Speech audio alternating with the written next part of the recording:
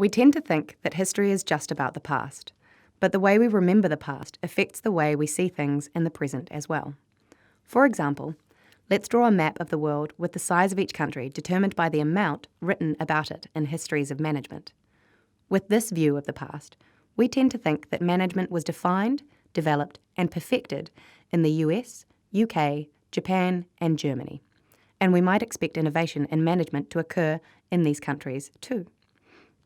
This view might lead us to be surprised to learn that one of the world's leading mobile payments company, M-Pesa, emerged in East Africa, or that India has its own distinctive cutting-edge approach to innovation called Jugaad. A New History of Management, published by Cambridge University Press, challenges the conventions of management history and encourages us to think differently about management in the present and for the future. For example, it starts by looking at what happens when we look differently at three of the so-called founding fathers of management and organisation studies. Adam Smith is considered a founder because he discovered that the division of labour provides gains in efficiency and because he founded modern economics, on which management is based. Frederick Taylor is seen to be a founder because he developed a pioneering system called scientific management that defined efficiency to be the universal goal of management.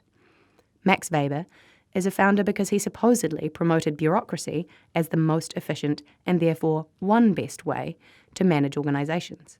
Stitch these three together into a historical narrative, as people did in the middle of the 20th century, and you have a history that projects certain beliefs about management into the present and onto the future. This history informs us that management is based on economics, that its fundamental aim is efficiency, and that we can discover one best ways or universal theories for managing organisations. But if we look deeper at these three founders, we see a different historical legacy. Max Weber was no advocate of bureaucracy. His theory is an explanation of why bureaucracy was spreading, because it matched the rational mechanistic culture of the 19th and early 20th century. His thesis was that organisational forms are a product of the cultures in which they emerge. So, if we accept there are many cultures, there cannot be one best way of managing. While management historians focus on the technical side of Taylor's system, looking deeper reveals that his work gained a popular audience as part of the conservation movement in the early 20th century. Taylor claimed conservation rather than efficiency is the overall goal of his approach. Today, we would likely call this sustainability. Smith was firstly a moral philosopher, not a management theorist or economist.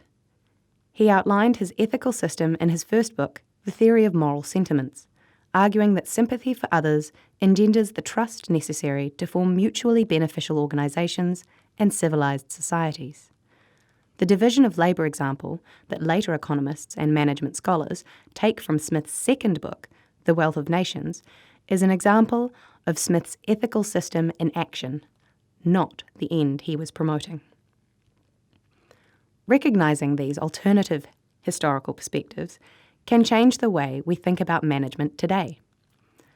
They suggest that management should be based on ethics, that sustainability is a fundamental aim of good management, and that valuable new approaches can come from any culture, including those beyond the Anglo-Saxon world that have been largely ignored. A New History of Management explores these ideas further and challenges many more management conventions. Please follow this link to find out more about A New History of Management, or order a copy from your favourite bookstore.